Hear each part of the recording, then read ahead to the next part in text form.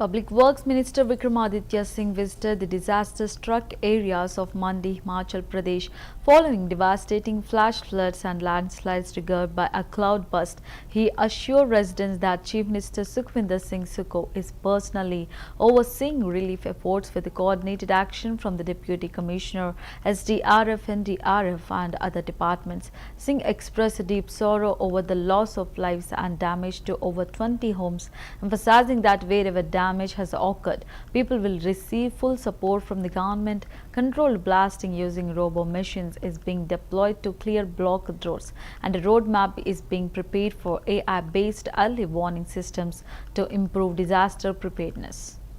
हर तरीके से इसकी हाई लेवल मॉनिटरिंग खुद मुख्यमंत्री जी वो कर रहे हैं। उसमें जितने भी हमारे डिप्टी कमिश्नर्स हैं, हमारे डिज़ास्टर मैनेजमेंट के सभी अधिकारी हैं और सभी और जो कंसर्न डिपार्टमेंट्स के लोग हैं वो उसमें अपना पूरा फीडबैक दे रहे हैं। एसडीआरएफ के लोग हैं, एनडीआरएफ के साथी हैं, सब लोग उसमें अपना पूरा सहयोग दे रहे हैं। और मैं आपको यही विश्वास दिलाना चाहता हूँ कि कुछ चीज़ों में तो निश्चित तौर से कहीं ना कहीं जब ऐसी कोई घटना घटती है तो कभी कभी थोड़ा सा बेबस भी हो जाते हैं, उसमें भी कोई दो राय नहीं है, क्योंकि त्रासदी के आगे कोई भी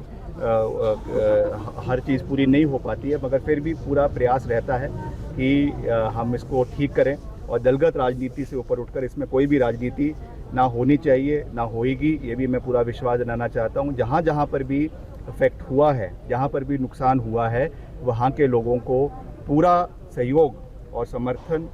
सरकार की ओर से मिलेगा, इसका मैं पूरा विश्वास दिलाना कि हम पूरी मजबूती से इसके ऊपर कार्य कर रहे हैं। मगर मैं एक बात और भी कहना चाहता हूं कि सरकार इस पे तो मंथन कर ही रही है कि कैसे हमें जो डिज़ास्टर हो जाता है उस पर क्या कार्य है, मगर इस पे जो है प्री डिज़ास्टर के ऊपर भी सरकार ने अब सोचना शुरू कर दिया है। किस तरीके से अर्ली वार्निंग सिस्टम्स जो है अब हर देशों में, क्योंकि आप जानते हैं कि क्लाइमेट चेंज और ग्लोबल वार्मिंग एक ग्लोबल फिनोमेना बन चुका है और हर कोई ऐसा देश नहीं है जहाँ पे ये चीज़ें नहीं हो रही है, इसलिए हमें उनसे सीख लेने की आवश्यकता है। इसमें बहुत से एडवांसमेंट्स, टेक्नोलॉजिकल एडवांसमेंट्स हुई है, चाहे वो अर्ली वार्निंग सिस्टम्स है, चाहे वो आर्टिफिशियल इंटेलिजेंस का उसमें सहयोग देने की बात है या और चीज़ें हैं, उसको भी हम सरकार के माध्यम से आने वाले समय में इम्प्लीमेंट करने का प्रयास करेंगे। उसका एक पूरा हम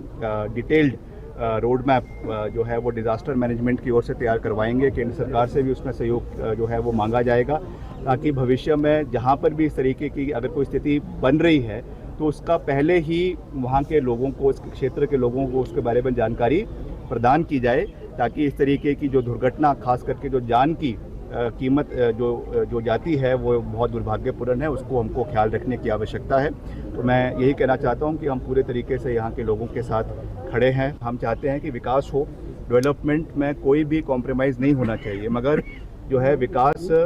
वो प्रदेश की जो है सस्टेनेबिलिटी के कॉस्ट पे नहीं होना चाहिए, इसका भी हमको खास ख्याल रखना है। जिस तरीके से कटिंग हो रही है, आपने देखा कितने NHAI के भी मसले उठे हैं, और आपका जो मौर्थ का ये सड़क आपकी मंडी से लेकर हमीरपुर तक बन रही है, इसका भी 2 पैकेज है, इस पे भी कितने लोगों ने मसले उठाए हैं। लगातार इसमें लोगों का विरोध हो रहा है, कई मकान हैं वो हवा में लटके हुए हैं, उसमें डंगे नहीं लगे हैं। तो इन सब चीज़ों को हमें देखना है कि कटिंग होनी चाहिए।